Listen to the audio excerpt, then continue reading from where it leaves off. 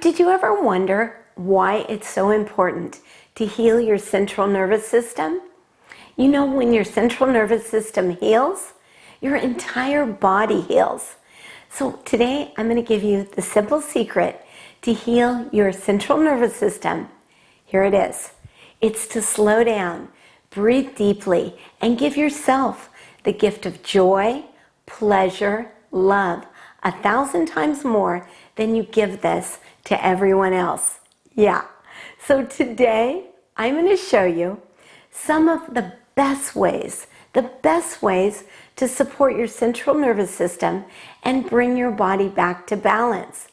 As your nervous system unwinds, your attention, it'll expand.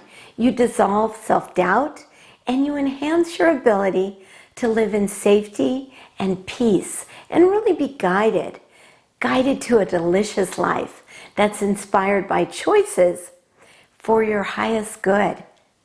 The best way to support your central nervous system, it's with your breath.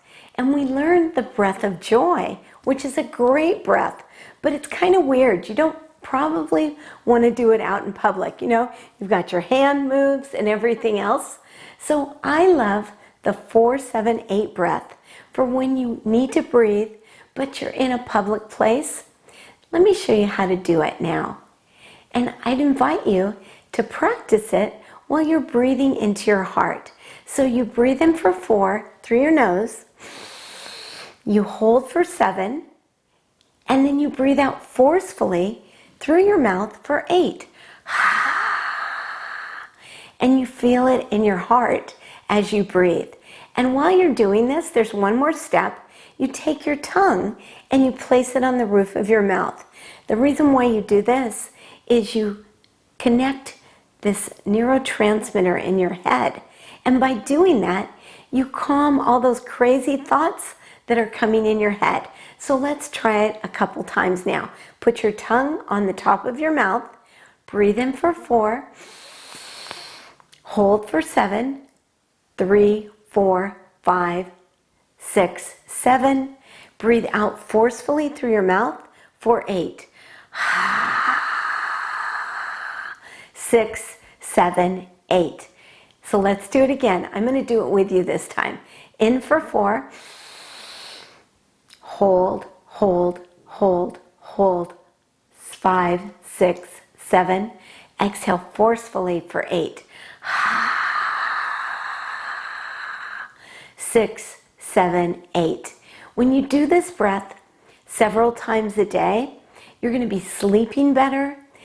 Your nerves are going to be calm and smooth as silk. And you're just going to feel better fast. And you don't have to do it as exaggerated as I did.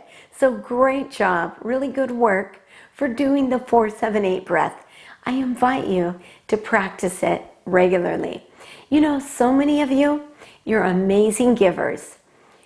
And I wonder, have you ever considered what your giving habits are costing your desire to live your amazingly happy and healthy life? Think about that for a minute.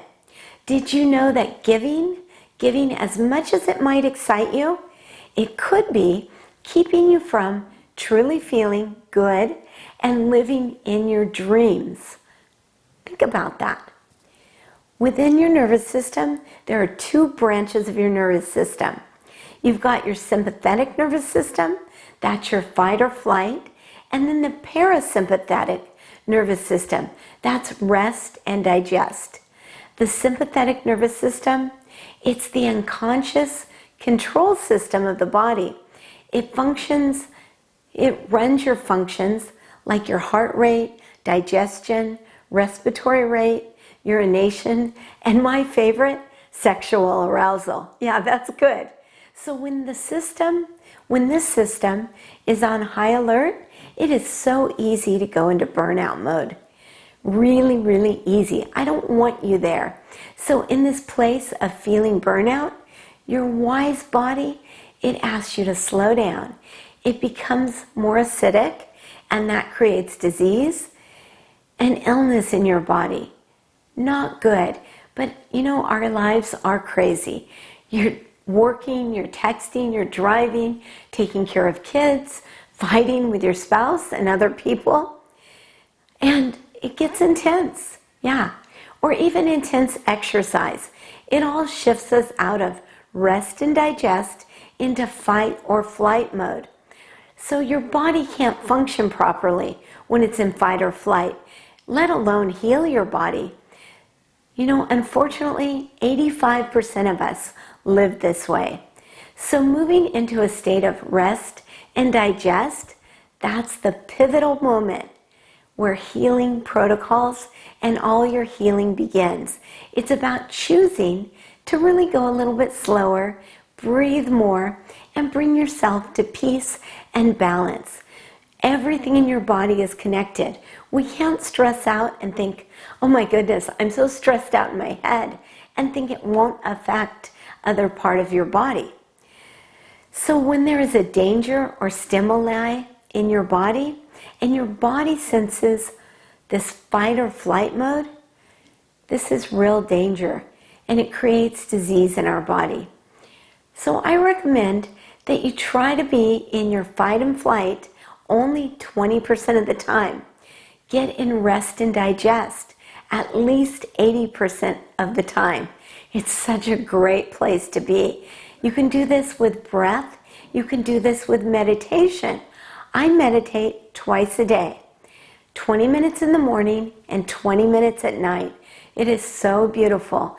It really slows down my brain, and it slows down all my systems, so I can really feel more relaxed and feel better fast. But the best part is it balances my hormones. No more menopausal symptoms for me. No.